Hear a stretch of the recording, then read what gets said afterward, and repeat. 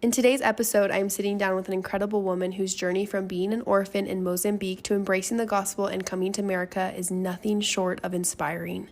She starts by talking about her personal conversion story, shares striking differences between church culture in America and Africa, and offers powerful insight on topics like race, hope, and the priesthood.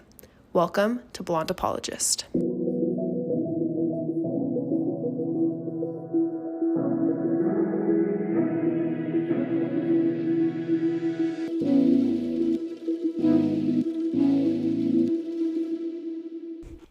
Hello, everybody, and welcome to a new episode. Today, I am joined by Amelia Quabica.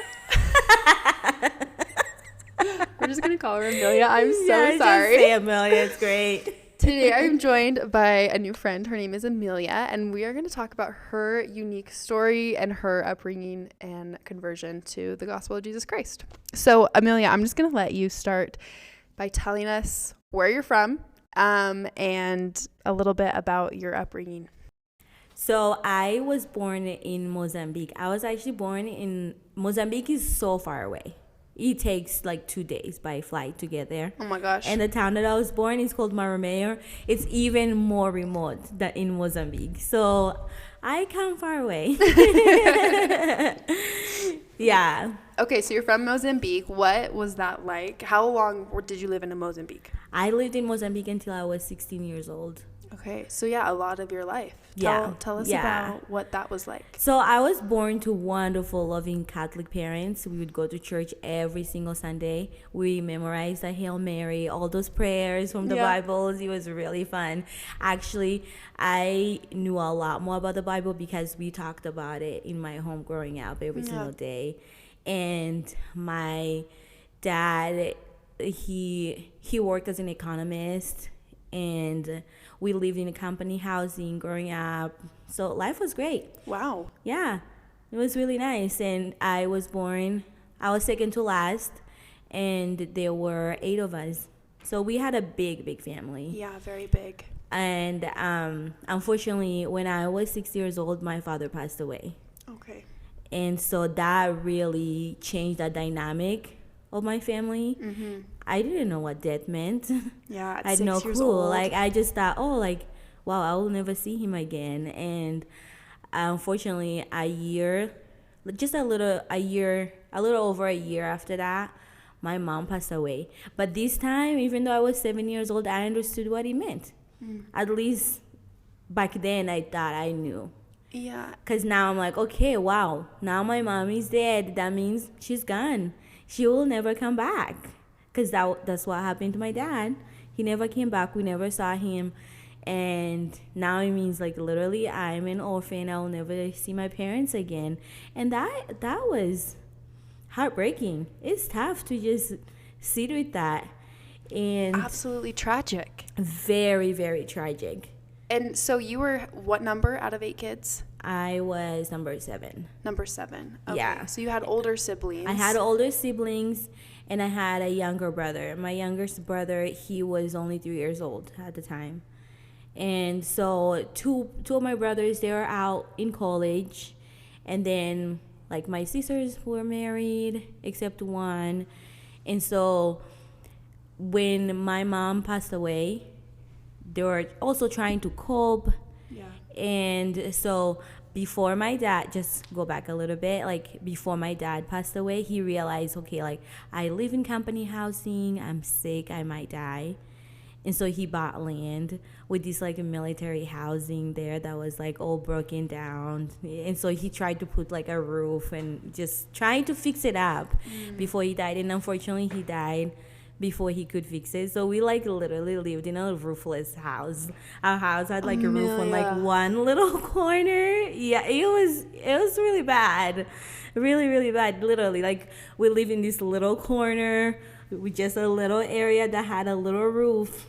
That's it. Just my brother, who was a year older than me and my 3-year-old brother. Seriously, Lauren, we ate mangoes for lunch. So wait, it was you're 3, so you were 6. Your 7-year-old I was 7 brother. now. Okay, you're 7. When my mom passed away, yeah. Your 8-year-old brother. And then my 3-year-old, yeah, and a baby. And no one else? No one else, just the three of us. Because the other sister, so there was a huge gap because my brother who was 8, the sister before him, she was 16. So she also left trying to fend for herself. Yes, okay. And so, yeah, like we would just be there. My 8-year-old brother, he would climb the tree, grab some guayabas or papaya, whatever fruit was in season, that was our meal. Yeah. And so I remember one day that one of my brothers came back from school. We hadn't seen him since my mom passed away. And he came and just looked at us like we're all ashy, like we're just little kids just trying to survive. You know, like looking in terrible. This is making me so emotional. It's so hard. It was really, really tough. I just remember him, my brother Rogerio, he just sat on a rock and just cried. He cried. He couldn't believe it. We were born in a wonderful family. Like, how could this happen to us? Yeah. Like, he never imagined. And he just looked at us like, wow, your childhood is going to be so drastic in comparison to my childhood. You will never have that loving family that I had. At least he had that until he was off to college. Yes, and that security. That love, that belonging. And he literally wept for hours. He just sat there. And then he decided, he's like, pack your bags, let's go. We don't have a bag, so we put everything we had in a little grocery bag and, like, left. And so he took us with him. He lived in, like, a smaller apartment, like student apartment. And so when we got there, he called an orphanage to see if they would take the 3 of us. And the orphanage had an opening. And so he said, I wish that I could take care of you. Like, I'm not even in condition to do that. Yeah. But if you're in an orphanage, it's 10 minutes from me. I can come and visit. You can come for a weekend. That's better. Totally. Because before, we were 12 hours away by car. And the roads are they're terrible. Horrible. There are like potholes everywhere. It's so difficult to travel, let alone to find like the cash to travel from that city to the next. And so he's just like, just come. It's better to be at the orphanage. At least you're close to me. Like, I can come and visit you. Yeah, no, that's so wonderful that he stepped in and was able to provide that. And yeah, it was really, really nice. And so we lived at the orphanage for like a year and a half, I would say. And then he was working for an organization called Care for Life. They help people come out of poverty. They teach people how to, like, raise chickens or grow a garden and then sell it so that way they can make a life out of themselves, because it's better that way. In Mozambique, there's, like, no jobs, no opportunity. You go to school and you're done. There's nothing there. There's literally no future. So do they leave? Do most people leave Mozambique, or? You know, for many years, Mozambicans didn't leave. But now things have gotten worse. You went from bad to worse that finally people are leaving. Right now, Mozambique is in war as we speak. So sad. It is really, really sad. So when did you get introduced to the gospel? So when we were living at the orphanage, my brother Rogerio, he was also Catholic, but when he went to college, he was partying and doing all those things that he shouldn't, and he learned about the restored gospel from missionaries. So he was converted, and he changed his life. Like, he literally made a 360. Wow. You wouldn't believe it. How old was he? But he did. He was 22. Okay. So did he come back and then share this with you and your siblings? Yeah, so he came to the orphanage and said, at the orphanage you can't leave without an adult coming to, like, sign you off. Like, oh, you can come or you can go anywhere. Like, literally, you're just in those 4 walls. And so he came. He's like, I can take you to my church, which is the Church of Jesus Christ of Latter-day Saints, or I can take you to a Catholic church. I know where both are. I go to this church, and he shared that he converted when he left home, and his life has changed, and he loves it, but he will not be pushing that on us. Mm-hmm. And I remember just sitting there and thinking, the Church of Jesus Christ? In the Bible, it says if the church belongs to John, you name it by his name. And I've never heard such a thing before. Yes. Like, this was the first time where I actually heard the Church of Jesus Christ is here. And where at the city in Marameo, they didn't have the Church of Jesus Christ. And so I said, the Church of Jesus Christ. So that's where I want to go. Yeah. And so he took us to church. We met the missionaries, and the missionaries were teaching us when they talked about the plan of salvation and families can be together forever. I'm just like, I need to see my mom. I can't. I will do anything to see my parents again. And so, like, can I get baptized? They were like, well, we need to learn first. I'm like when can I get baptized? Like, now. I'm ready. I'm like ready. Can you stop talking? That's so beautiful. And so, how old were you? I was 9. Okay.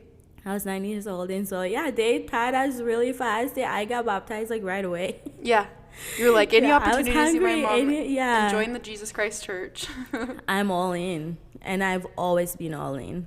It's so beautiful. Because that is a hope that when I lost my parents, I was so devastated. Yeah. I had no hope.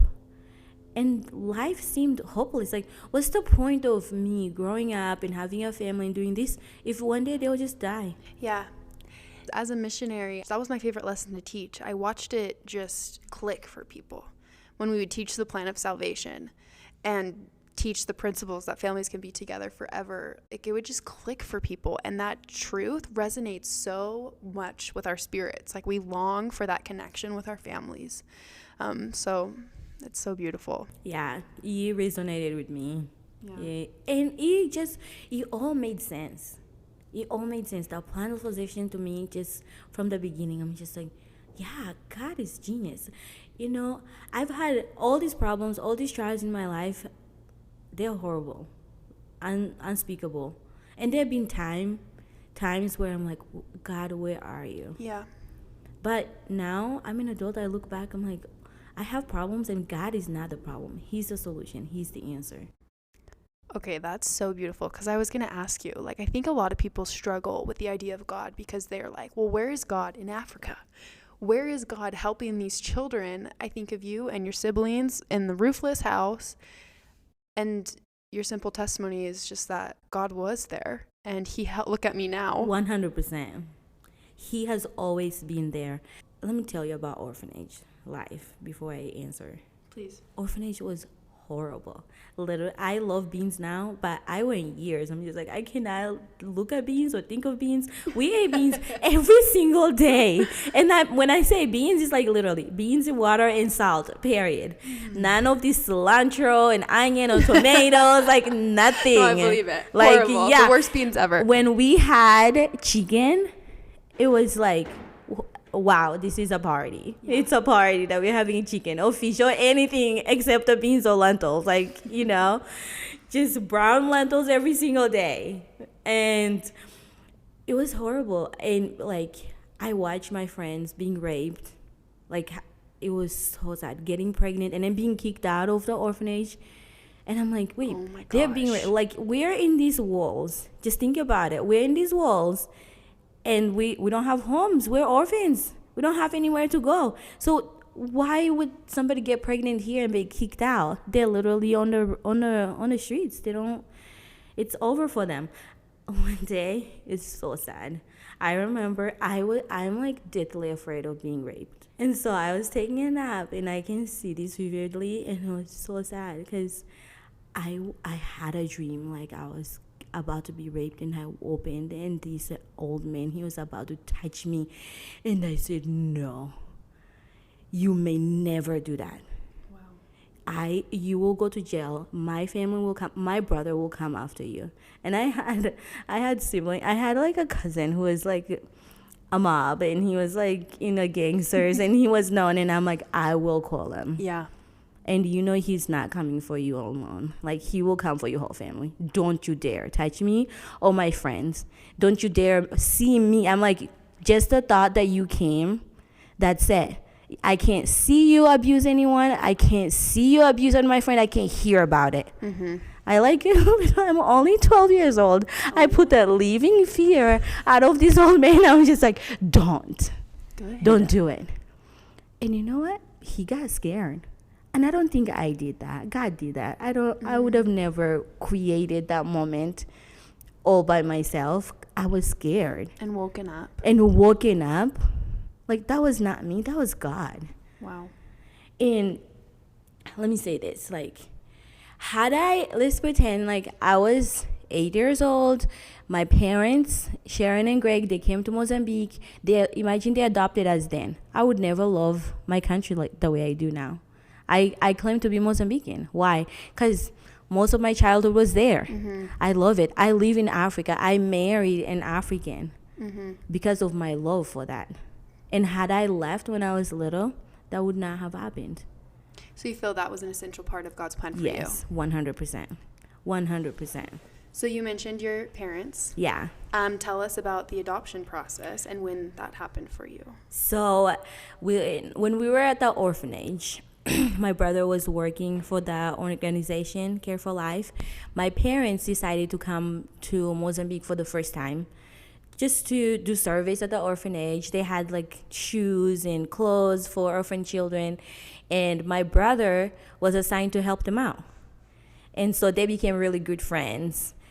And one day they say, once they were settled, they decided, oh, we want to go to the orphanage. And he's like, oh, I have 3 siblings there. And they were surprised. Why would you have 3 siblings there? And so he explained our parents passed away and all of that. And they were excited to meet their friends' siblings. And so they came, and instantly my mom just thought, we need to adopt these 3 little kids. And so as crazy as that was, they thought, okay, let's talk to him. We don't know the laws or anything, but she felt prompted that she needs to adopt us. And so she talked to my brother, and my brother just started crying because before my mom passed away, he was about to go on his mission, and he had to defer his mission. He already had a mission call and everything, but he had to defer it. He couldn't go somewhere and help other families live together and forever and leave his 3-year-old brother and 7-year-old sister back. That was not sitting well with him. And now when Sharon and Greg Slater decided that they should adopt, he just knew that was God sent. And so they said, oh, so then this is perfect. And my parents love missionary work, like through and through. Absolutely love it. Yeah, Yeah. And so they said, oh, wow, this is great. You go on your mission, we'll adopt your siblings, and when you come back, you could come and visit them in the USA. And so he said, oh, great. So he put back his papers. My parents started the adoption process. It took 7 years. It was not as fast as they thought it would be. Yes, horrible. 7 years? 7 years. Yeah. Why? So Mozambique does not have international adoption law. Actually, they don't have adoption law, period. The African culture is awesome. Like, okay, let's say I'm leaving, I'm married, I have kids. Like, my sister passed away, left her kids. Then I'll just take them and live with me. That's it.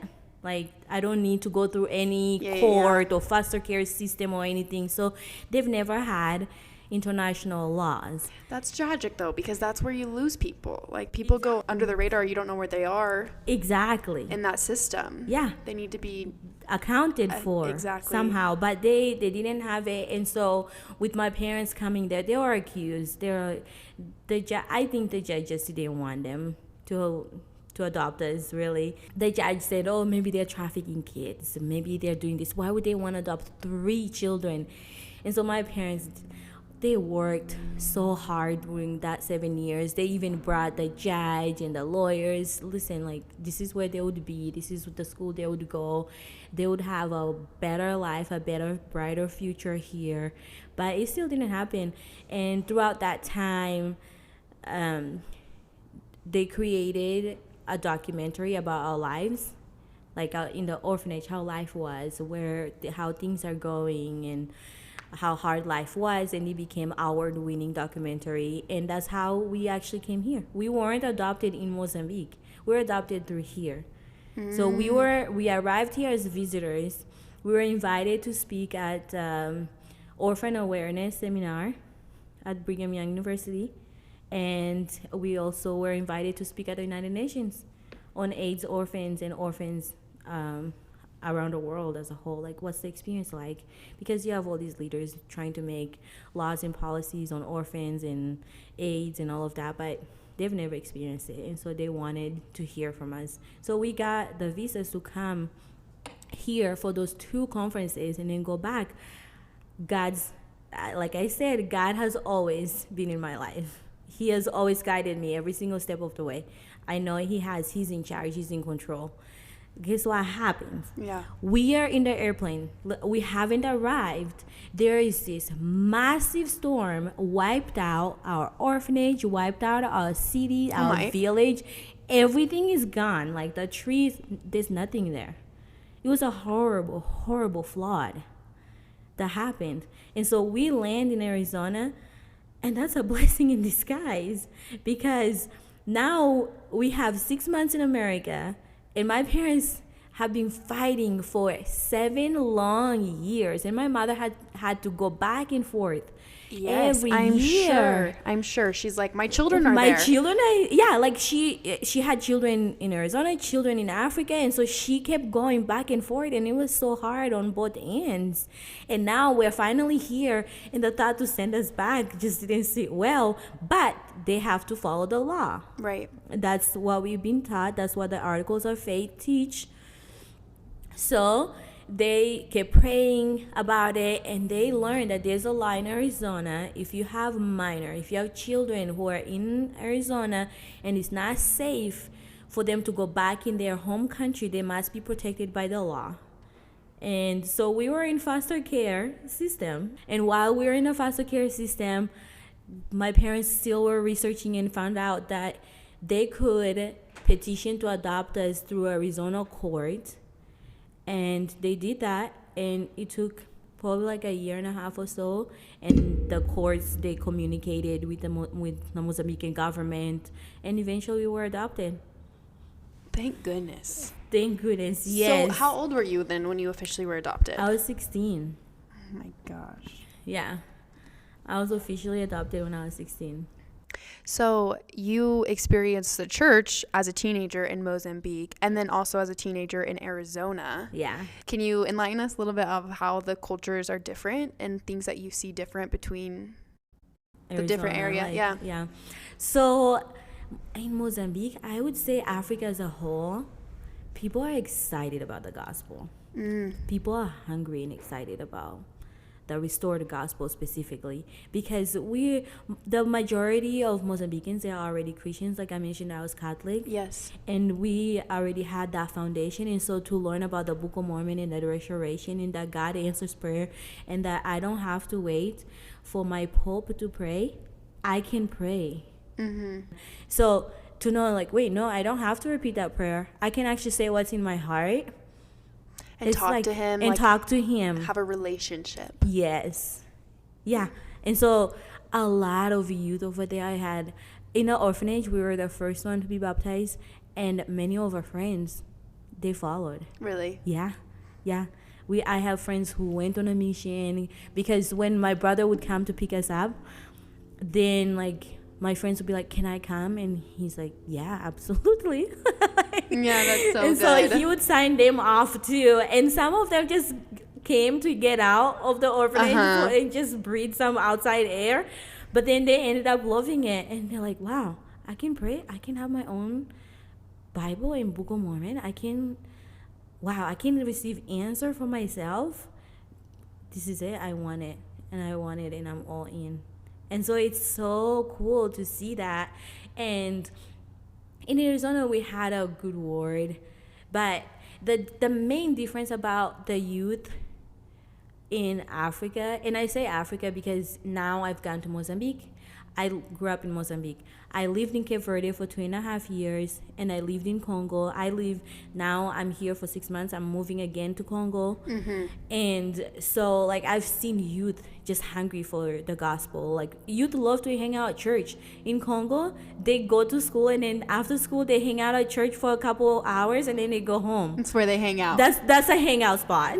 Oh my gosh, that's so great. It's so different, isn't it? But it's so cool. Yeah, they see church as a place to gather, to love and worship, and it's a happy place. Yeah. And that's not the same, right? Like when I was in Arizona, we would meet once a week for mutual, and then on Sunday again. But although it was still a good experience and youth were excited, but the excitement is different. I'm telling you, in Africa, people are just so hungry for the gospel. It's Is great. it because their lives are more challenging? They're trying to escape more, you think? Or It's more like the gospel brings so many blessings. And so... And they see it. And they see it. Compared to see it here, compared to there's here. blessings outside of the gospel, of course. I think here is more taken for granted more. Yeah. A lot more. It's like, oh, I've always had a Book of Mormon. I've always read it. Then what's special there? I think you're right.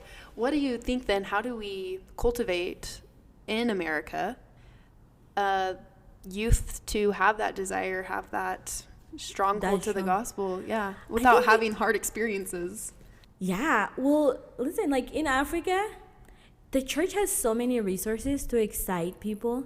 Like every year they release youth songs and they're so good. Like literally, they're nice, wholesome song. You can dance to it, you can sing to it. And it has good message. It doesn't take away the spirit. They even have some raps. Really? Believe it or not, yeah. That's awesome. Yeah, believe it or not, they have raps. But they're wholesome. Yeah. And they invite the spirit and they are happy and fun. Listen to them. You will see like, oh, wow, I like this. This is cool. Like, I'm literally enjoying. I adopted 2 teenagers from Mozambique, my niece and nephew. And I was at my mom's house and we were listening to the church youth albums. They have a lot of songs. And we were dancing to it and we were cooking and my sister comes and she's like, I can't believe I'm dancing to the church songs.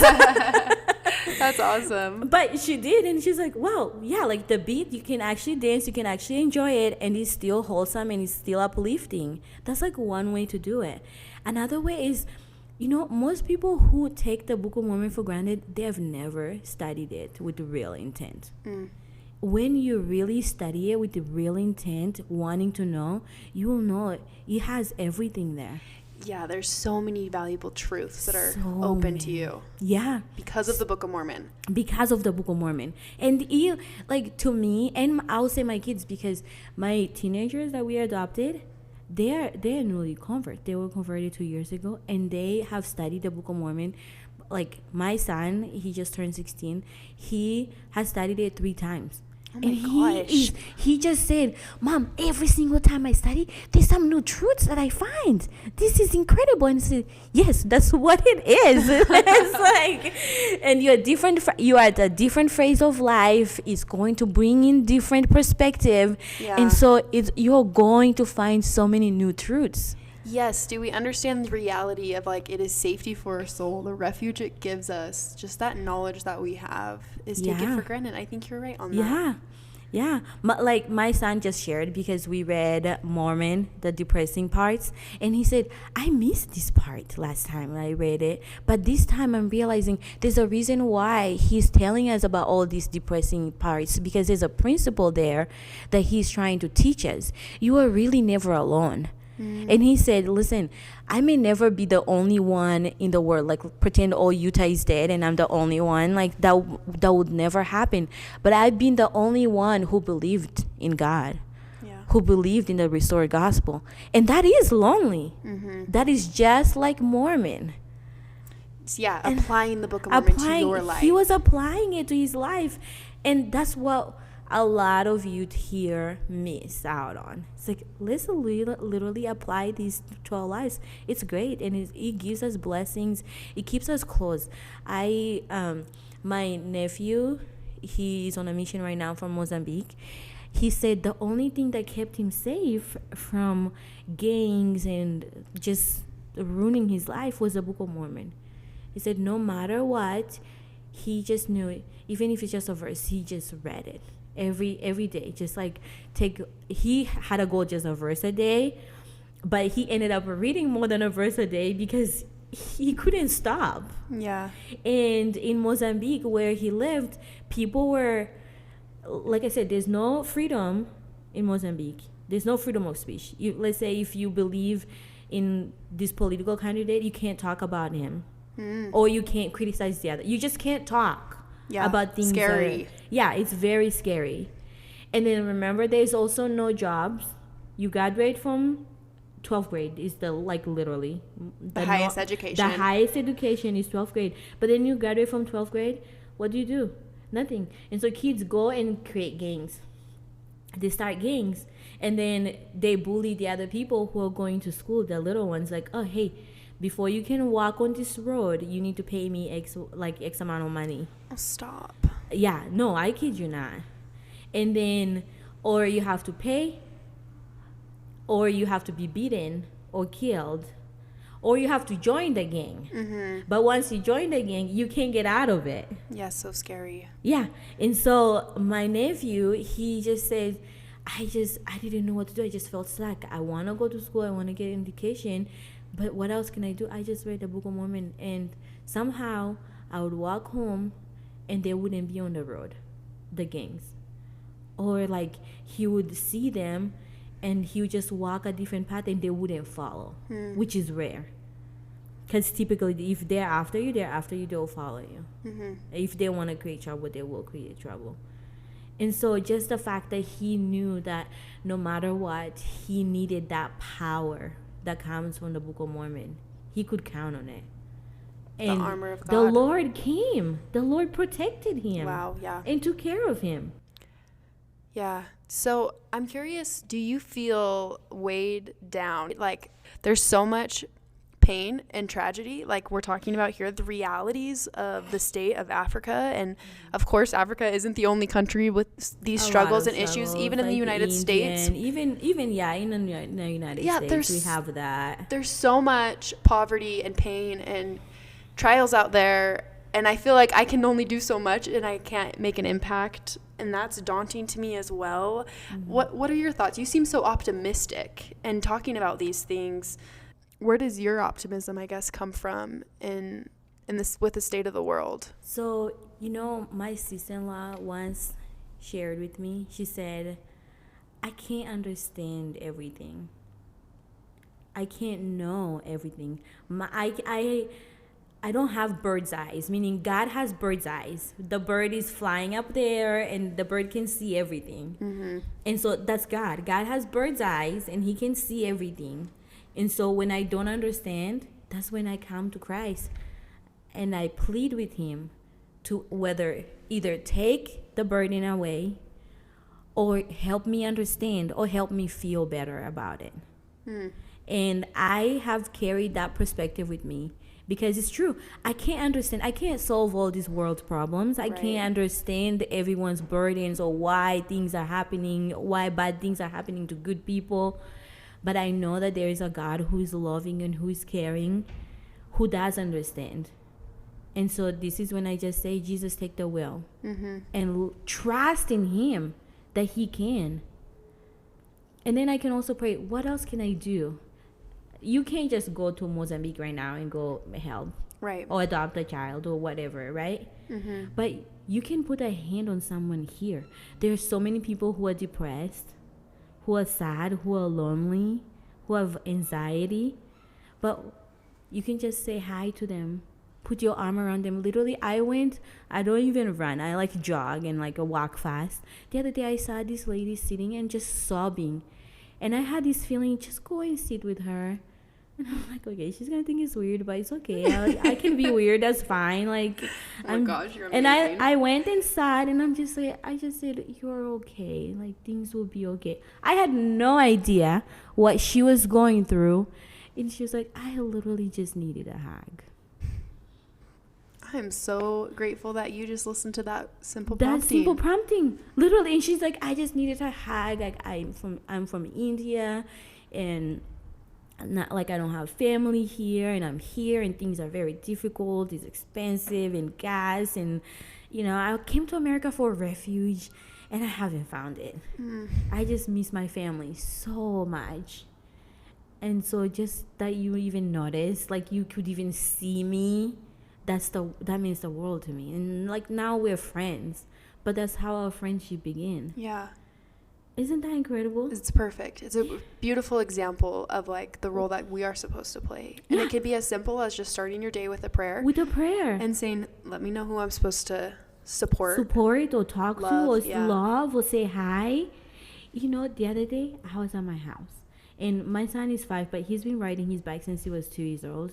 And so he's always like making rounds. And one time he made a round like farther than I let him. And he comes back. He's like, Mom, you have to come and meet this lady. And I'm like, you, what? He's like, you have to come and meet this person. And I didn't want to go, but something just said, okay, just go. I stopped whatever I was doing and I went. And when I got there, I was like, hey, my son just saw you and he said I should come and say hi.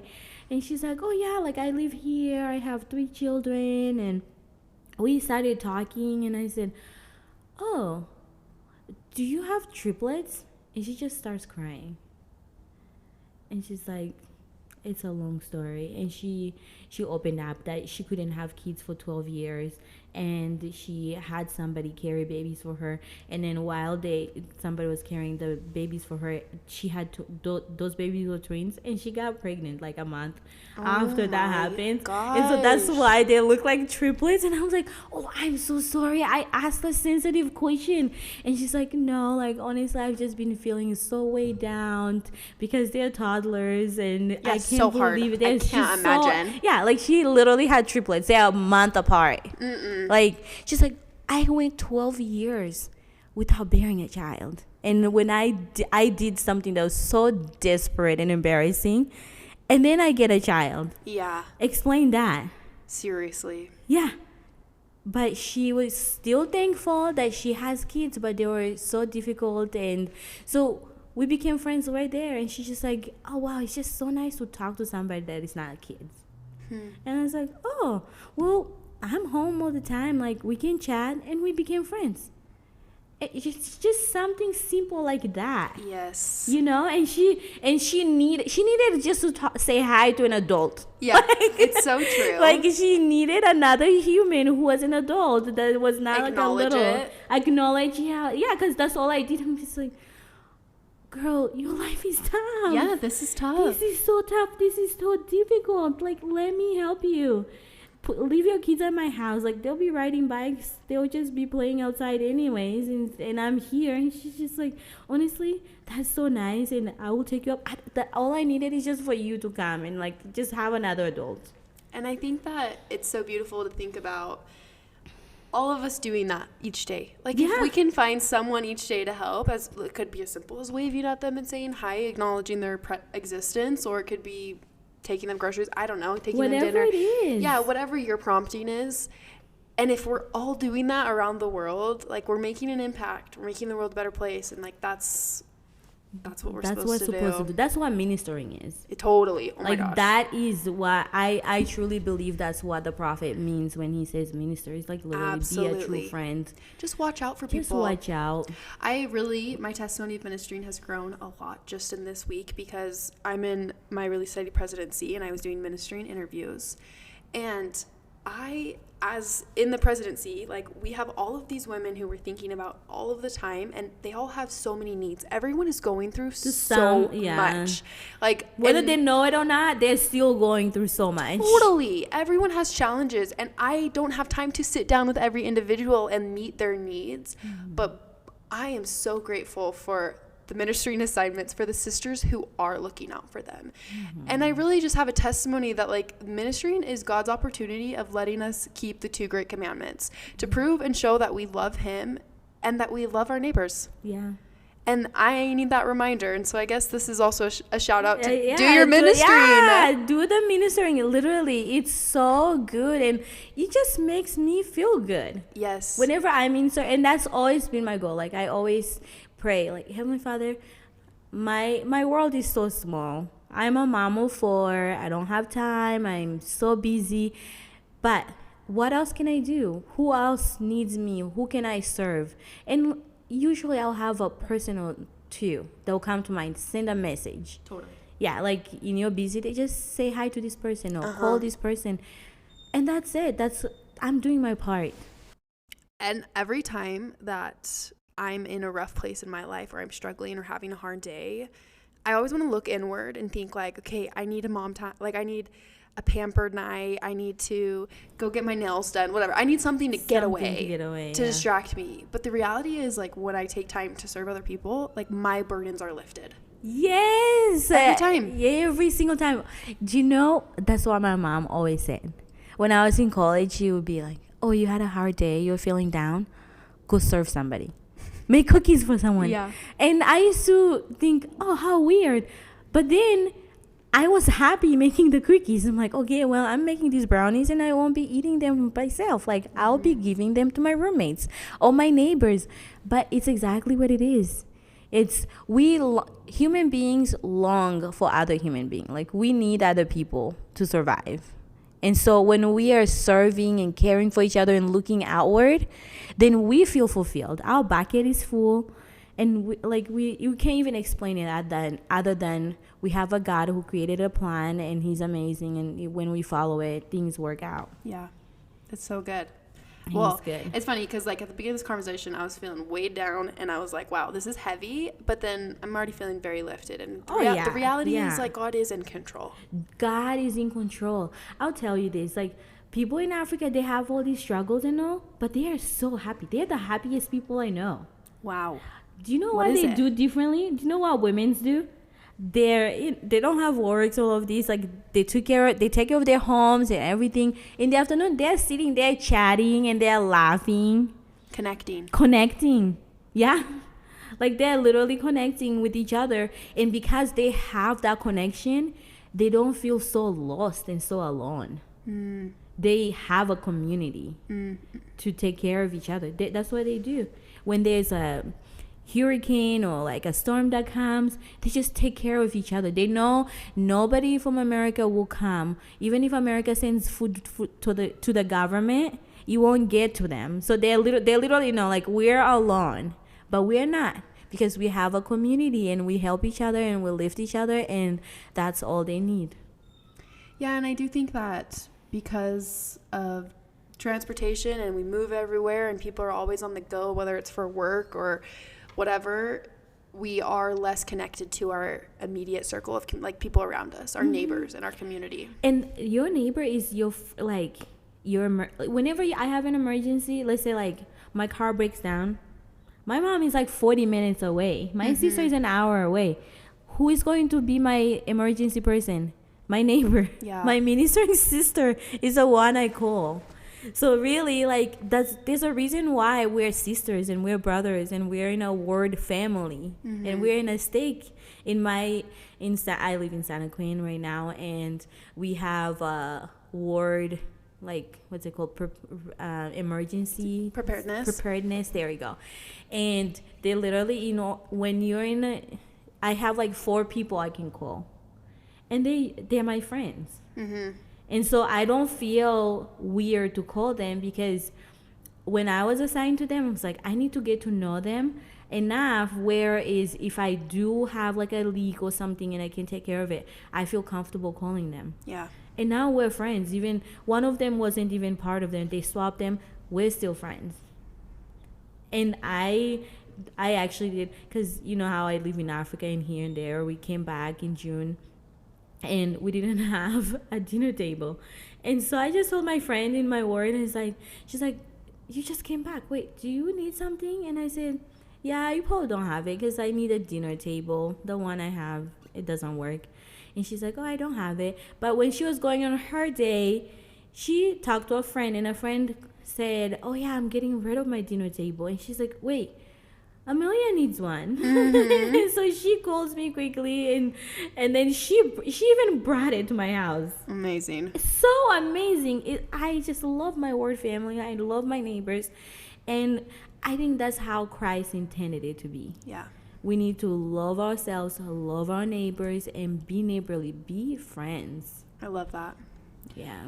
Well, I kind of want to transition a little bit and talk about the B1 celebration. Oh, yeah. So, okay, in 2018, it was a celebration of the revelation of the priesthood. Yeah. So tell me about that experience. What was it like being a part of that, and what did you learn? Oh, that celebration was glorious. It was really, really nice. Actually, I wanted to be part of it so I can be like an inch from the prophet, which was really interesting. And so, but as I was part of the program, literally I was an inch. Like I was here and the prophet, like literally, this is me, this is the prophet. And I thought, oh, when he's done speaking, I'm going to run and just give him my handshake. When he got up, I was just like, wow, he is a man of God. He really is a saint. Like I was just overcome by the Spirit. I couldn't even move. I was just sitting there like my mouth was probably dropped. Like my husband was watching and he's like, you didn't even get up. I was like, I don't need to. I was like, I didn't need to get up. I just knew. And I've always had a testimony of prophets, of living prophets. But just being in his presence and feeling that, he's a man of God. He is called of God. He does what he preaches. And that was an amazing experience for me. Like more than the dancing and singing and the celebrating. It was getting to be in his presence. It was just being in his presence and just knowing that he is a man of God. Yeah. And we're not lost. God is taking care of us through his prophets. Well, I would love your perspective on the revelation of blacks in the priesthood. I know that there are many reasonable reasons to doubt our faith, and I feel like that one is one that people really struggle with. And so from your African perspective, what are your thoughts? So the blacks in the priesthood, it comes up a lot. I served my mission in Boston, and did you know that the whole women in the priesthood started in Boston? No. In Cambridge. Oh, really? Yeah, it did. And so I was there and I'm like, yeah, we're great. Women are great. We're empowered.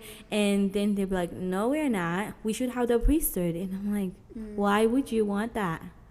We have so much. Nurturing is so much. To teach a toddler how to look you in the eyes, keep a calm face, tone and body, and teach them how to like walk. That's a lot. Nurturing is so much. Like what else do you want? And that's also your gift to give. Exactly.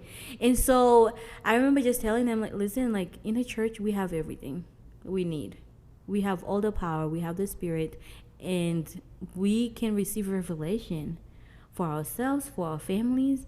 Why else would we go like beyond that? And they would say, yeah, but there's that, and then there's also like blacks couldn't have the priesthood, and why would you serve a church that is racist toward blacks? And I said, God's timing is perfect. I may never understand why blacks couldn't have the priesthood at that time period, but his plan is brilliant. Look, America is spiritually sick. There's this sickness, but this sickness not like of health, or is a spiritual sickness. There's a thirst for spirituality that is not there. But guess where their people are not sick spiritually? Africa, the blacks. Yeah, the church is the timing right now. The timing has switched. So I'm okay to be invited last at the table and still be strong when Christ comes. That doesn't hold me back. Like, that happened a long time ago. I can go in a temple, I can serve, my husband can give me a priesthood blessing. My life is great. So why would I stay away from and lose out and miss out on all these blessings because of what happened many, many years ago? It's not worth sacrificing. It's not worth the sacrifice. And it is cool to see. I liked what you were saying. You were like, I might have been invited a little late to the table, but now we're here and we're stronger than ever. And the church truly is growing so fast in Africa. It really is. And so who am I to question the timing of things? Yes. When it's obviously, it's unfolding. It's unfolding more greater things than I could ever imagine. Yeah. I don't need to question. God is in control. God knows that. I don't need to know everything. My brain can't comprehend all of it. Yeah. It's back to the bird-eyed view. Yeah. But there are little things that I can understand, and they are great. And so I'm going to enjoy them. I was invited late to the party, but I'm going to have a good time. It's so true. I know that there are a lot of temples coming up in Africa. They're building so many, and sometimes I hear the criticism that the church is building more than it's needed. What do you think about that? No. So I don't know if you know how big Congo is. Congo is huge. It occupies like most part of the Central Africa is Congo. And the first temple that my husband built is in Kinshasa. He finished it in 2018. And it takes people like 3 or 4 days to get to that temple. Like if they're leaving Lubumbashi, which is another province that is like way populated, it takes them like 3 days to go there. And those 3 days, remember, they have been saving for years. Of course, yeah. To be able to take that journey. Huge sacrifice. It was a huge sacrifice to get there. And so they announced the temple in Lubumbashi. And we spent 1.5 years building that. And then they announced the Kananga temple. Kananga is so remote, they don't have roads. We have to go by plane, and then when you're in Kananga, like the plane gets canceled.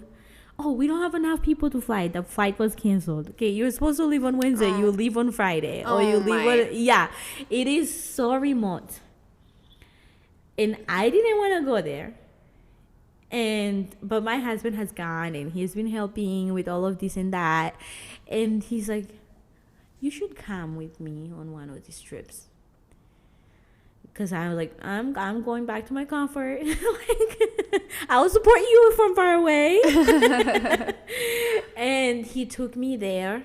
And when I was there, I had this overwhelming feeling that the world may not know Kananga, but he knows his children there. Those people are so faithful, so loving. They can't go to the temple. It takes them forever, and then it doesn't work out, or this and this happen, and then you have an appointment and your flight that you paid for gets canceled 3 times in a row. They just need their own temple there. Yeah. And they've been praying for so long to have one. And the Lord heard them and answered their prayer. And they are so grateful. It's so beautiful. That they will have a temple there. And so, no, they don't have roads. And so to leave their home and take this long journey on a train that will take 4 to 5 days to the nearest temple, and the train might break down depending on the time of the year. It is, I mean, not many people here will ever sacrifice like that to go to a temple. And so when God answers their prayer and says, I'll give you one, he knows. God is in control. God knows what he's doing. We just need to trust him. Agreed. He really, really knows. People ask, okay, they're building a temple there. Wait, how much does it cost to build a temple? Why would they build such a small building in somewhere that remote? Investor mindset, maybe there's something there. Yes. I need to go there. Yes. And so they go and they follow it. It helps the community. And it helps the community in more ways than, like, obviously, like, we want temple blessing and everything. Totally. But then the community is being blessed in more ways than the temple blessings. Yes, just evidence that it's God's work. It is 100% God's work. It's 100% needed. And I literally invite all your listeners, instead of feeling, oh, it's not needed, all this is, pray for them. Like, literally, that's one thing you can do. It's like, God, help me understand why more temples there? Is there something I can do? I actually really feel that if people start praying more and going to the temple, they will receive answers. They will know why it's needed. Absolutely. Entering in a temple and just worshiping there and feeling the Spirit, you're gonna know. Yeah, and I feel most members probably are rejoicing when temples are announced. We want those blessings to be available to as many members as possible. If anything, this criticism is coming from people who are not of our faith or who have left the church. But to me, it's evidence that they are very necessary. Yeah. Even for the members now, but it's like we're also preparing for the second coming. When temple work will be such a huge focus all over the world. Yeah, people who build temples are not even LDS. Right. There are a lot of people who are not members and they are working on building the temples, and they'll be there. My husband's friend, our friend, every time we talk to him about the restored gospel. He was so closed off, and then he like calls us. We finished a project with him, and then a year later he's like, I was in the baptismal area, and somebody told me like, get baptized now. He's like, what? So I put my feet in the water, and somebody walks in and is like, wait, this is not even a baptism. What am I thinking? And then he ignores that. And then he goes back again, and he's doing like electrical work or something again. And the same voice comes to him. What are you waiting for? Get baptized. And he's like, he goes home and he's like, how do I get baptized in the church? And his wife's like, do you know those people who walk with the tags? They're the ones who help you. Oh, and my so gosh. he calls the missionaries, and then he calls us. He's like, you won't believe it. We're like, what? I'm a member now. And he was so happy. He was so excited. We're like, it's about time. That's so sweet. And so it's just God. Even when the temple is not done, God visits his temples. Yeah. Like 100%. Literally, we just need to trust God. Let him be in control. He got this. He got us. This. He got us. And he does. He's got this, and he's got us. And I'm just so grateful to hear your experience as a member in Africa and to be strengthened by your testimony. It makes me want to sit down with members from all over the world, and just it put things in perspective, and it helps me to see the value and the beauty that we're so fortunate to have. Yeah. And it's a world religion, and it's so great that it's blessing people's lives everywhere. Yeah, it really is. Yeah, thank you for having me. So fun. No, you're amazing. I'll have you back again. Yeah, but seriously though, like, church in Africa is booming. Yeah. People are so happy with the restored gospel, you won't even believe it. And people will walk an hour or 2 hours to go find a church building. Insane. That's the sacrifice they'll do. And so when they have a temple, they'll do whatever it takes to go to the temple. People are preparing to go. There are people who just didn't get married and just live together. They're getting married like crazy in Mozambique, so that way they can be prepared. When the temple is ready, they will be ready. Cute. There's just so many blessings that the temples bring, that the restored gospel brings, that is blessing people's life, and people could care less about blacks in the priesthood. People here are here making a big decision, big deal about it, and people in Africa are like rejoicing in the gospel. They don't even care. They're like, I'm here at the party, and I'm gonna rejoice, and I'm gonna enjoy it. It's good to hear. And it's also like a good reminder that to just value the blessings that we have and be grateful for the faith of previous generations. Yeah. Like, we are where we're at because of their faith. Because of their sacrifices. If they were blacks in the church and they weren't able to have the priesthood or participate in temple ordinances, like, it took so much faith to be involved, and we're here because of that. Yeah. And so I'm grateful. Yeah.